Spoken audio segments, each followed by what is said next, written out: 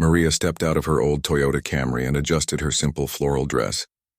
The morning sun was already heating up the parking lot of First National Bank, and she could feel the sweat beginning to form on her forehead. She had been putting off this visit for weeks, but today she finally had to face the music. Her small flower shop had been struggling, and she needed to discuss a loan extension with the bank manager. As she walked toward the imposing glass building, Maria couldn't help but notice the stark contrast between her modest appearance and the sleek luxury cars parked in the VIP section. Mercedes, BMWs, and Audis gleamed in the sunlight, their owners probably inside conducting business worth more than her entire yearly income.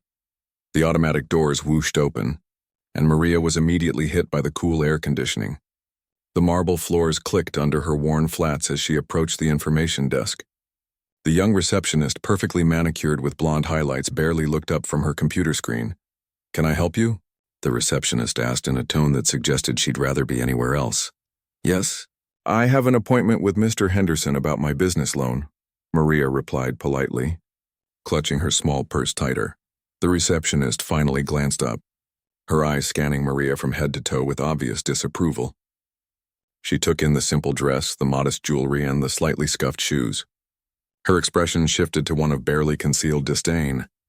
"Mr. Henderson, are you sure you have the right bank? He's our senior loan officer for high-value clients," she said with a smirk. Maria felt her cheeks burn with embarrassment but maintained her composure. "Yes, I'm sure. The appointment was scheduled for 10 a.m. My name is Maria Santos." The receptionist sighed dramatically and clicked through her computer with exaggerated movements. "I don't see any appointment for a Maria Santos. Perhaps you made a mistake? There's a community credit union down the street that might be more suitable for your situation." Other customers in the lobby began to turn and look. Maria noticed a few well-dressed patrons shaking their heads and whispering among themselves. The humiliation was starting to build, but she knew she had to stand her ground. She had confirmed this appointment just yesterday. "Please check again. I spoke with someone yesterday and they confirmed the appointment," Maria insisted, her voice slightly trembling. The receptionist rolled her eyes. "Look, lady, I'm telling you there's no appointment.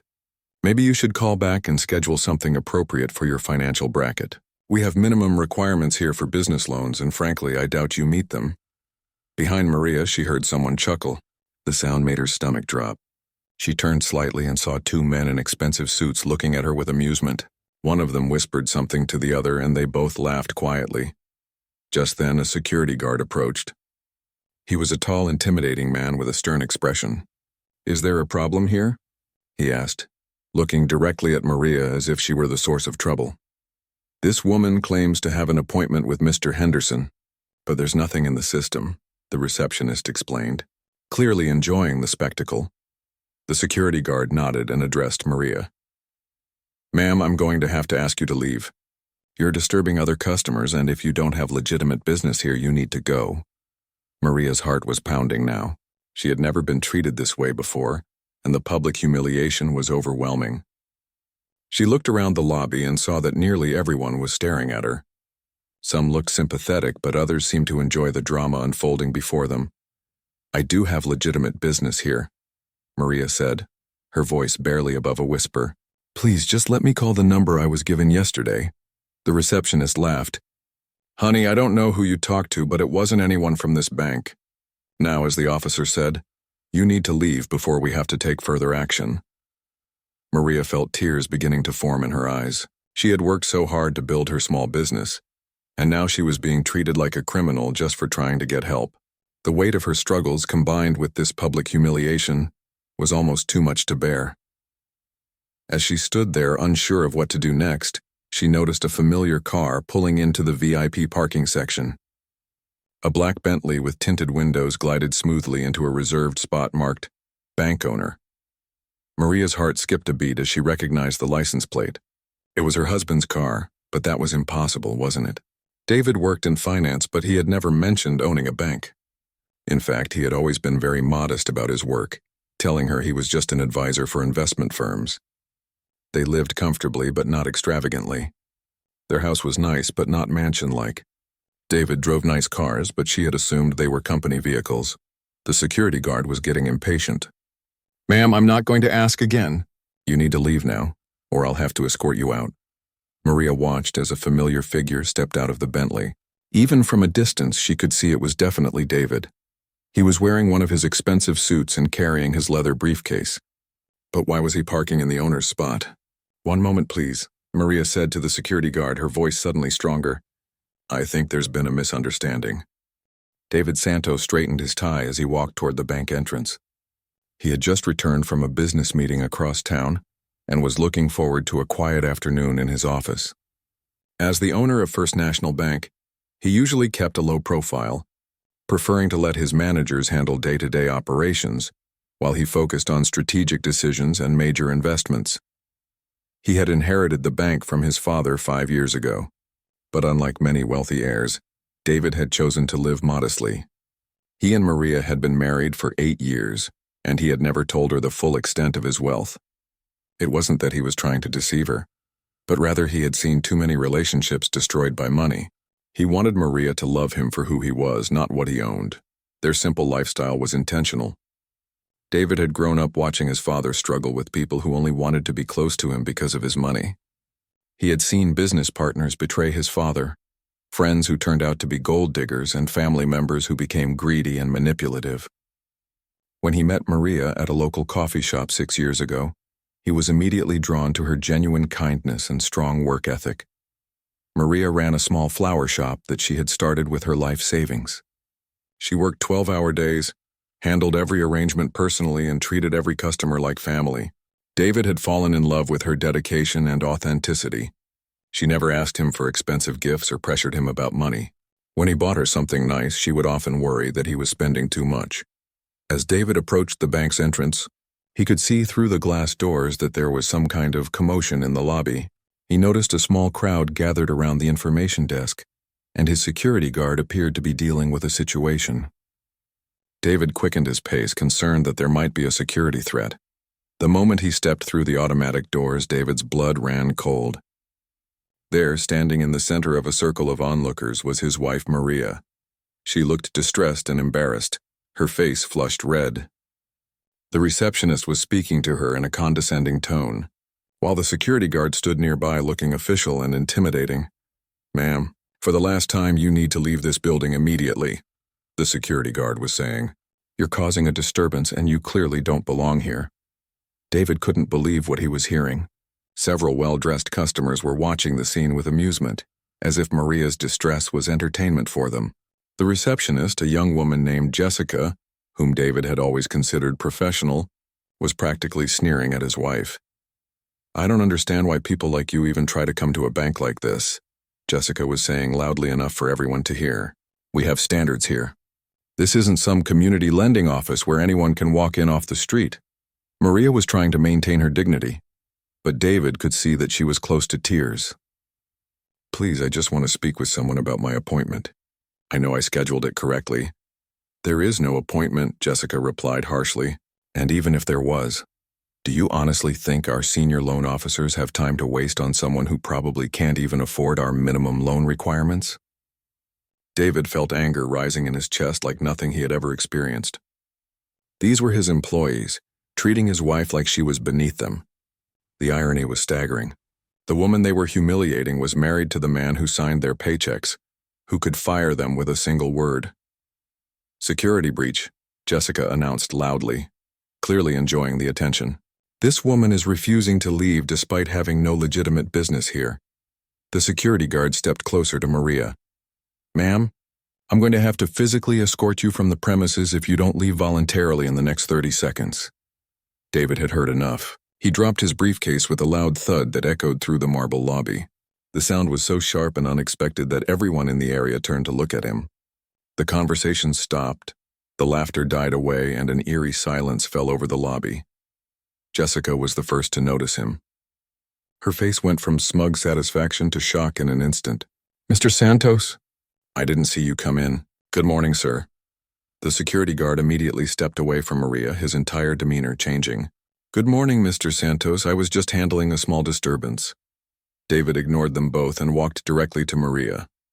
The crowd parted automatically as he approached. Sensing that something significant was about to happen, Maria looked up at him with confusion and surprise, clearly wondering why he was there. "Maria, David said gently, his voice carrying across the now silent lobby. What's going on here, David? What are you doing here? Maria asked, her voice shaky. I came for my loan appointment, but they're saying I don't belong here. David turned to face Jessica and the security guard. His expression was calm, but there was steel in his voice. Did I just hear you tell my wife that she doesn't belong in my bank? The color drained from Jessica's face. The security guard took a step backward. Around the lobby, David could hear gasps and whispered conversations starting up again. Your wife? Jessica stammered. I didn't know. She never said. She shouldn't have to say anything.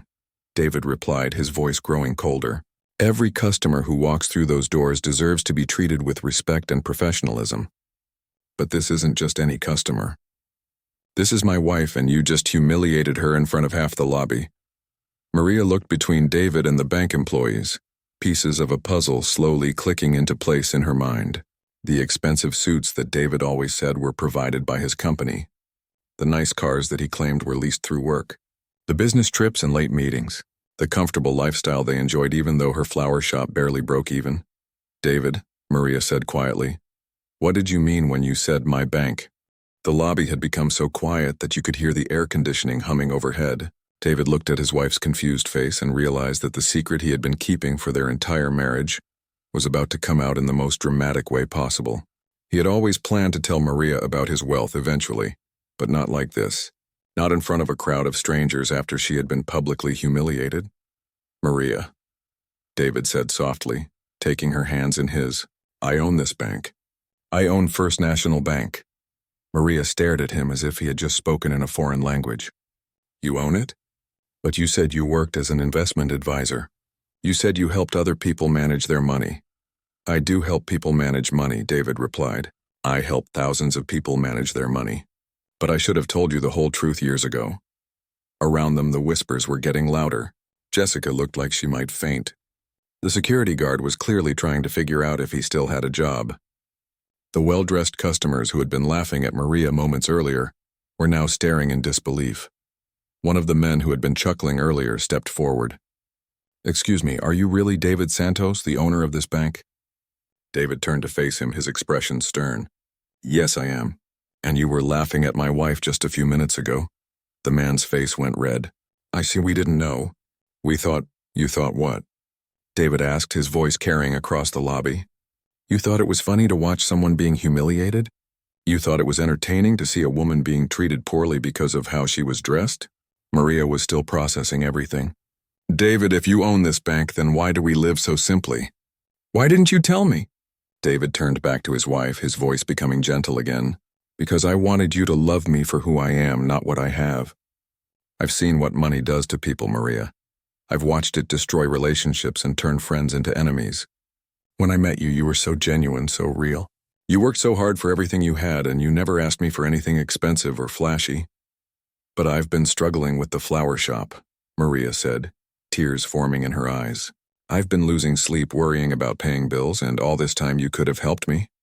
I tried to help in small ways, David replied. Remember when you mysteriously got those 3 big wedding orders last month? Or when that corporate client suddenly decided they wanted flowers for their office every week? That was me arranging things behind the scenes. Jessica finally found her voice again. Mr. Santos, I am so sorry. If I had known she was your wife, I would never have. David whirled around to face her, his patience finally snapping. That's exactly the problem, Jessica. You should treat every customer with respect, not just the ones you think are important.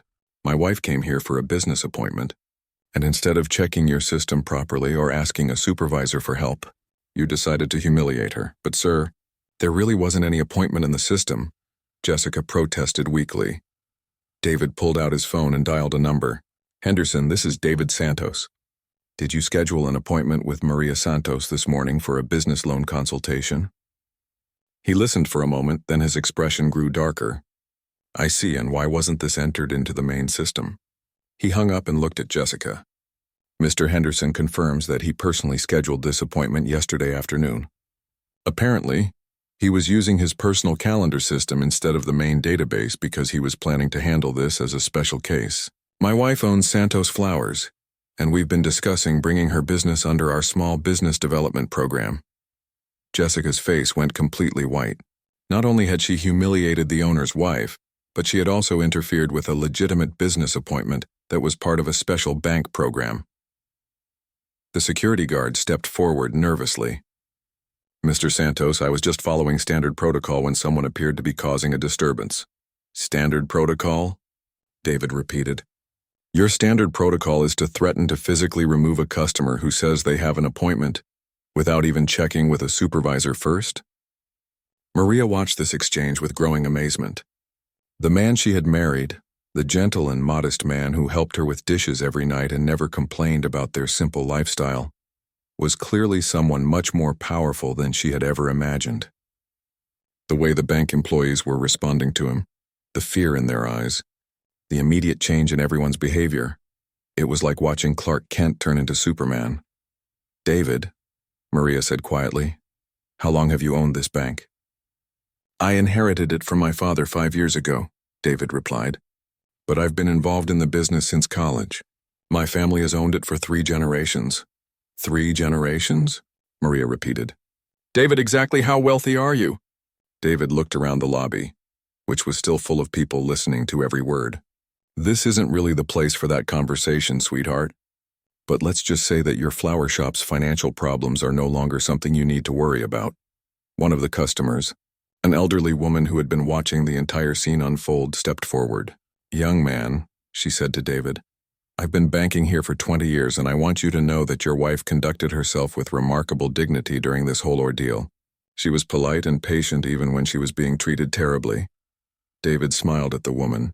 "Thank you for saying that. That's exactly the kind of person Maria is, which is why I fell in love with her." Jessica was now crying quietly. "Mr. Santos, please, I made a terrible mistake. I don't know what came over me. I've never treated a customer like that before." "Actually, Jessica," David said coldly, "I think you've shown me exactly how you treat customers when you think no one important is watching. The question now is what I'm going to do about it." The lobby had filled with more people as word spread that something dramatic was happening. Bank employees were appearing from offices and back rooms, all trying to figure out why their boss was having a heated conversation in the middle of the lobby. When they saw Maria standing next to David and noticed Jessica's tear-streaked face, they began to piece together what had happened. Mr. Henderson, the senior loan officer, came hurrying down the stairs from his second-floor office. He was a distinguished man in his 50s who had worked at the bank for over 20 years. When he saw Maria, his face immediately showed recognition and concern. "Mrs. Santos," he called out as he approached. "I am so sorry I'm late for our appointment. I was on a conference call that ran over, and I just saw your message on my direct line." Mr. Henderson stopped short when he saw the crowd gathered in the lobby and the tension on everyone's faces. He quickly assessed the situation, noticing Jessica's tears, the security guard's nervous posture, and David's obvious anger. "What's going on here?" Henderson asked, looking between David and Maria with concern. "What's going on?" David said, his voice tight with controlled fury. "Is that your appointment with my wife turned into a public humiliation because certain members of our staff decided she wasn't worthy of being in this bank." Henderson's eyes widened in shock. "Your wife? Mr. Santos, I had no idea that Maria Santos was your wife. She never mentioned it when we spoke yesterday." "She shouldn't have to mention it," David replied firmly. "But that's beside the point now." Henderson turned to Jessica with a stern expression. "Jessica, please explain to me how Mrs. Santos ended up being threatened with removal by security when she had a confirmed appointment with me." Jessica was crying harder now. I couldn't find the appointment in the system. She looked like, I thought she was. I made assumptions and I was wrong." "You made assumptions based on what?" Henderson pressed. "Based on how she was dressed," Jessica whispered, barely audible. The admission hung in the air like a toxic cloud. Several people in the growing crowd shook their heads in disgust. Maria felt a mix of vindication and sadness. She had suspected that was the reason, but hearing it confirmed was still painful. David stepped closer to Jessica. "So let me understand this correctly. You looked at my wife, decided that her clothing wasn't expensive enough for your standards, and concluded that she must be lying about having an appointment?" "I'm sorry," Jessica sobbed. "I'm so sorry. I don't know why I acted that way. It's not who I am, I swear." Actually, I think it's exactly who you are, David replied coldly. I think this is how you treat people when you think there are no consequences. The only difference today is that you got caught. An older gentleman who had been waiting in line for a teller stepped forward. Excuse me, but I couldn't help overhearing. I've been watching this young woman at the front desk for months, and I have to say, this behavior isn't unusual for her. Just last week, I saw her make a Hispanic man wait for 20 minutes while she helped 3 other customers who came in after him. Another customer nodded in agreement. I've noticed that too. She seems to help certain people faster than others. David felt his anger reaching a boiling point. Not only had Jessica humiliated his wife, but apparently this was part of a pattern of discriminatory behavior that had been going on under his nose. Henderson, David said, I want a full review of our customer service practices. I want to know if this is an isolated incident or if we have a systemic problem. Yes, sir, Henderson replied immediately. I'll begin the investigation today. Maria had been quiet during this exchange, still processing everything she was learning about her husband and the situation. Finally, she spoke up. David, can we please continue this conversation somewhere more private? I think everyone has seen enough drama for one day. David looked around the lobby, which had indeed become quite crowded with curious onlookers. You're right. Henderson, please escort Maria to my office. I'll be up in a few minutes. As Henderson offered Maria his arm, she turned back to Jessica. The young woman was still crying, her mascara running down her cheeks.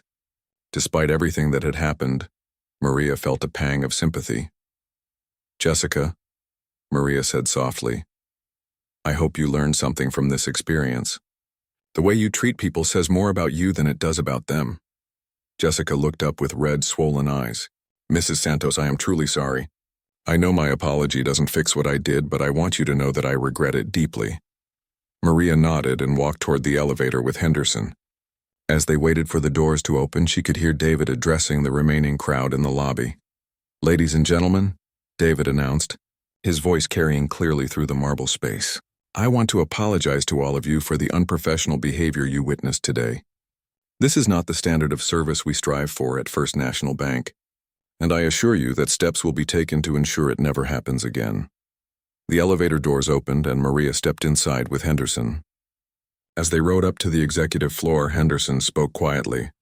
Mrs. Santos, I want you to know that I've worked with your husband for many years, and he's one of the most ethical and fair-minded people I've ever met. The way he's kept his personal life separate from his business life is admirable, but I can see how it might have led to some confusion. Confusion is putting it mildly, Maria replied with a weak smile. I thought I was married to a modest financial advisor, and it turns out he owns one of the largest banks in the state. He owns several banks, actually, Henderson said gently, along with other investments. But he's always insisted on living simply and treating everyone equally. That's why what happened downstairs is so particularly upsetting to him. The elevator doors opened to reveal a luxurious executive floor that Maria had never seen before. The carpeting was plush, the artwork on the walls was expensive, and the furniture looked like it belonged in a high-end hotel. Henderson led her to a corner office with floor-to-ceiling windows and a magnificent view of the city. This is David's office, Maria asked in amazement. This is where he works every day, Henderson confirmed. He usually arrives early and stays late, but he never talks about it at home, does he? Maria shook her head, still taking in the opulent surroundings. There were family photos on David's desk, pictures of their wedding, their vacations, her flower shop. Despite all the luxury surrounding his work life, the most important decorations in his office were reminders of their simple, happy life together. Mrs. Santos, Henderson said carefully, may I ask why you needed to apply for a business loan? If your husband owns the bank, because I didn't know he owned the bank, Maria replied. I thought we were a middle-class couple where both partners needed to contribute financially. My flower shop has been struggling, and I've been losing sleep trying to figure out how to keep it afloat. David knew I was stressed about money, but I thought it was because we needed my income to maintain our lifestyle. Henderson nodded thoughtfully. That explains a lot. David has always been very careful about not mixing his personal relationships with his business interests. He's seen too many wealthy families torn apart by money issues. They heard the elevator doors open, and David's voice in the hallway as he spoke to someone, probably giving instructions about the situation downstairs. A moment later, he appeared in the doorway of his office. "Maria," he said, his expression softening immediately. "Are you okay?" Maria looked at her husband standing in the doorway of what was clearly a very expensive executive office. Everything about the situation felt surreal. A few hours ago, she'd been worried about making rent on her flower shop, and now she was discovering that her husband was wealthy enough to own the building her shop was in. "I don't know if I'm okay," Maria answered honestly. "I'm confused, embarrassed, angry, and relieved all at the same time." David entered the office and closed the door behind him, giving them privacy. Henderson discreetly excused himself, saying he would wait outside until they were ready to discuss the business loan. "I know you must have a lot of questions," David said, sitting down across from Maria. "I should have told you the truth a long time ago." "David, we've been married for 8 years," Maria said, her voice rising slightly. 8 years. How do you hide something this big for 8 years? "It wasn't easy," David admitted. "And there were so many times I wanted to tell you, especially when you were stressed about money. Do you remember last year when you were worried about paying for your mother's surgery?" Maria nodded. "You said your company had a good health insurance plan that covered family members." "Actually, I just paid for the surgery directly," David said quietly. "And when your shop's air conditioning broke in July and you were worried about replacing it?" "You said you found a great deal through a work connection." "I bought you a new system and had it installed," David replied. "Maria, I've been taking care of our financial needs all along. I just did it in ways that wouldn't make you feel uncomfortable or dependent." Maria stood up and walked to the window, looking out at the city below. "But why, David? Why keep it secret? Did you think I would only love you for your money?" "No," David said firmly. "I knew you weren't that type of person, but I've seen what money does to relationships, Maria. I watched my parents' marriage fall apart because my mother never knew if people liked her for herself or for what my father could give them. I saw friends turn into enemies when business deals went wrong. I saw family members become greedy and manipulative. But I'm your wife," Maria said, turning back to face him. "I'm not a business partner or a friend. I'm the person you're supposed to trust more than anyone else in the world." David stood up and walked over to her. "You're right. I was wrong to keep this from you. I was so afraid of losing what we had, this simple, honest, beautiful life, that I convinced myself I was protecting it. But I was really protecting myself. What else don't I know?" Maria asked. "Do we own our house?" "Yes, but it's not a modest house, Maria. It's a 5-bedroom house on 3 acres in one of the most expensive neighborhoods in the state." Maria's mouth fell open. "I thought it was just a nice middle-class neighborhood. And your flower shop, the building you rent it from?" Maria closed her eyes. "You own that too, don't you?" "I bought it 2 years ago when I heard the landlord was going to sell. I didn't want you to have to worry about losing your location. The cars you drive on, are those really company cars?" "No, they're mine. But I chose modest ones on purpose. I have a garage full of cars you've never seen." Maria sat down heavily in one of the leather chairs. "David, I don't know who you are anymore. The man I married was humble and frugal and worried about spending too much on dinner out. This man owns banks and expensive cars and apparently has been manipulating our entire life." "I haven't been manipulating our life," David protested. "I've been living our life. The only thing I've been hiding is the money. Everything else, our love, our friendship, our partnership, that's all been real." "Has it been a partnership?" Maria asked. "Because partners don't make major decisions without consulting each other. Partners don't let each other worry about problems they could easily solve. Partners don't lie to each other for 8 years. David felt the weight of her words. She was right, of course. In trying to protect their relationship from the complications of wealth, he had created a different kind of problem entirely. "You're right," he said simply. "I haven't been a good partner. I've been a good provider and a loving husband, but I haven't been a true partner." They sat in silence for a few minutes, both processing the magnitude of what had been revealed. Finally, Maria spoke again. "The loan I came here for today, how much was it for?" "Henderson told me it was for $50,000 to expand your flower shop and hire additional staff." "And how much are you worth, David?" David hesitated. "Maria, that number is going to sound insane to you. Tell me anyway, including the banks, the real estate investments, the stock portfolio, and other assets. Probably around $250 million. Maria stared at him in complete silence. The number was so large that it didn't seem real. $50,000. The amount that had been keeping her awake at night with worry. was like pocket change to her husband. 250 million, she repeated slowly. Give or take, David said quietly. And you've been watching me stress about paying a $1,500 electric bill for my shop. Maria, you never told me about the electric bill. Because I thought we needed to stick to our budget, Maria exclaimed. Because I thought you were working hard to support us and I didn't want to burden you with my business problems. David realized the full impact of what his secrecy had cost them. By hiding his wealth, he had not only deprived Maria of financial security, but he had also forced her to carry unnecessary stress and worry. She had been trying to be a good wife by not burdening him with problems that he could have solved with a phone call. I'm sorry, David said. I'm so sorry, Maria, you're right about everything. I was selfish and wrong, and I've been a terrible partner. Maria looked at her husband, really looked at him, for the first time since entering his office. Despite the anger and confusion she felt, she could see the genuine remorse in his eyes. This was still the man who brought her coffee in bed every morning, who helped her with the dishes every night, who listened to her talk about her day and celebrated her small victories. I don't think you were trying to hurt me, Maria said slowly. I think you were trying to protect something you valued. But David, you can't protect a relationship by lying to the other person. That's not protection, that's control. You're right, David agreed. What can I do to make this right? Well, for starters, you can stop keeping secrets from me. If we're going to stay married, we need to be real partners. That means I need to know about our finances, our assets, and any major decisions that affect our life together. Done, David said immediately. And I want to understand how all of this works. I want to know about the banks, the investments, all of it. I don't want to just be the wife who gets taken care of. I want to be involved. I would love that, David said, and Maria could hear the sincerity in his voice.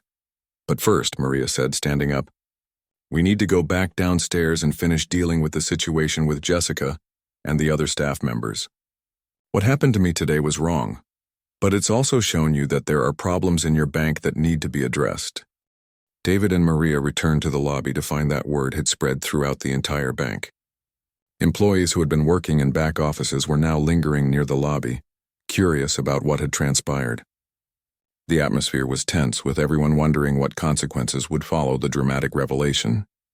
Jessica was still at her desk, but she looked completely different from the confident, dismissive young woman who had humiliated Maria earlier. Her eyes were red from crying. Her makeup was smudged, and she kept glancing nervously toward the elevator. When she saw David and Maria approaching, she stood up quickly, almost knocking over her chair. Mr. Santos, Jessica began, her voice shaking. I've been thinking about what happened, and I want to make this right. I know I can't undo what I did, but I want to try to make amends. David studied her for a moment. What did you have in mind, Jessica? I've written a formal apology letter to Mrs. Santos, Jessica said, holding out an envelope with trembling hands. And I think I should resign. What I did was inexcusable, and I understand if you can't trust me to represent your bank anymore. Maria took the envelope and looked at David. She could see that he was still angry, but she also recognized that this was a teachable moment, not just for Jessica, but for the entire staff who were watching. Jessica, Maria said gently, I appreciate your apology, and I can see that you understand the seriousness of what happened, but I think there might be a better way to handle this than just having you resign. David looked at his wife with surprise. After everything Jessica had put her through, Maria was showing remarkable grace. What do you have in mind? David asked. Maria turned to address not just Jessica, but the crowd of employees who had gathered. What happened today was wrong, but it's also an opportunity for everyone to learn something important. Jessica, you made assumptions about me based on how I looked, and you treated me poorly because you thought I wasn't important enough to matter. Jessica nodded, tears forming in her eyes again. Yes, ma'am. That's exactly what I did, and I'm ashamed of it. But here's the thing, Maria continued, her voice growing stronger. It shouldn't matter who I'm married to. Every person who walks through these doors deserves to be treated with dignity and respect, whether they're wealthy or struggling, whether they're dressed in designer clothes or work uniforms. Several employees nodded in agreement. David felt a surge of pride watching his wife handle the situation with such wisdom and compassion. So here's what I propose, Maria said. Instead of Jessica resigning, I think she should become part of the solution. Jessica, Would you be willing to work with the management team to develop a new customer service training program? Jessica's eyes widened. You would trust me to do that? After what I did? People who make mistakes and learn from them often become the best teachers, Maria replied. You now understand in a very personal way how discrimination feels and how much damage it can cause. That experience, as painful as it was, could help prevent other employees from making the same mistake. David stepped forward. I think Maria's idea has merit, but there would have to be conditions. Jessica, you would need to complete sensitivity training yourself first. You would need to work closely with HR to understand our anti-discrimination policies, and you would be on probation for 6 months. I accept all of those conditions, Jessica said immediately. Mrs. Santos, I don't deserve your kindness, but I promise I won't waste this second chance. Henderson approached the group. If I may, Mr. Santos, I think Mrs. Santos's proposal is excellent. We could use this incident as a case study to train all our employees. Sometimes the best way to prevent discrimination is to show people the real impact it has on real people. Agreed, David said. Henderson, I want you to work with HR to implement a comprehensive review of our customer service practices. I want mystery shoppers, customer surveys, and regular training sessions. What happened today can never happen again. Yes, sir. I'll start on that immediately. An older gentleman who had been waiting patiently during the entire incident approached Maria. Excuse me, young lady, but I wanted to tell you how impressed I am with the way you've handled this situation. You've shown more class and wisdom than many people twice your age. Thank you, Maria replied with a smile. I believe everyone deserves a chance to learn and grow. David watched his wife with amazement. In the span of a few hours, she had been publicly humiliated, learned that her entire understanding of their financial situation was wrong, and discovered that her husband had been keeping enormous secrets from her. Yet here she was, showing compassion and leadership in a way that was inspiring everyone around her. As the crowd began to disperse, David turned to Maria. I have a question for you. Just one? Maria replied with a small smile. Henderson was supposed to meet with you about a loan for your flower shop. Do you still want to have that meeting? Maria thought for a moment. Yes, but not for the same reason. I don't need the money now, obviously, but I want to understand how the business loan process works. I want to learn about the bank's small business programs. If I'm going to be a real partner in your life, I need to understand all aspects of it. Our life, David corrected gently. It's our life, our money, and our responsibility. Our life, Maria agreed. That's going to take some getting used to. Henderson cleared his throat. If you're ready, we could have that meeting now. I can explain our small business programs and discuss how Mrs. Santos might want to expand her flower shop operation. As they walked toward the elevator, Maria turned back to look at the lobby one more time. The marble floors and expensive furnishings looked different to her now. This wasn't just a bank where she had been humiliated. This was part of her family's legacy, a business that employed hundreds of people and served thousands of customers. David, she said as they waited for the elevator, I want to be involved in making sure this never happens to anyone else. Not just the training program, but the culture of this place. I want to help make sure that everyone who comes here feels welcome and respected. I would love that, David replied. The bank needs someone like you, someone who understands what it feels like to be judged and dismissed, but who also believes in second chances and redemption. As the elevator doors closed, Maria reflected on how much her life had changed in just a few hours. She had woken up that morning as the owner of a struggling flower shop, worried about paying her bills and making ends meet. Now she was the wife of one of the wealthiest men in the state, with the resources to not only save her business but to help countless other small business owners as well. The money was overwhelming to think about, but what struck her most was the opportunity it represented. With great resources came great responsibility, and Maria was already planning how she could use this unexpected turn of events to make a positive difference in other people's lives. Henderson, she said, as they reached the executive floor, I want to learn everything about your small business loan programs. But I also want to know about the businesses that get turned down. I want to understand who falls through the cracks and why. Henderson smiled. Mrs. Santos, I have a feeling you're going to be a valuable addition to our team. As they entered the conference room to begin what would be the first of many business meetings in Maria's new life, she realized that while the morning had started with humiliation, It was ending with hope and possibility. Sometimes the most difficult moments in life turn out to be the catalysts for the most positive changes. And sometimes, when you think you're losing everything, you discover that you actually have everything you need to build something even better.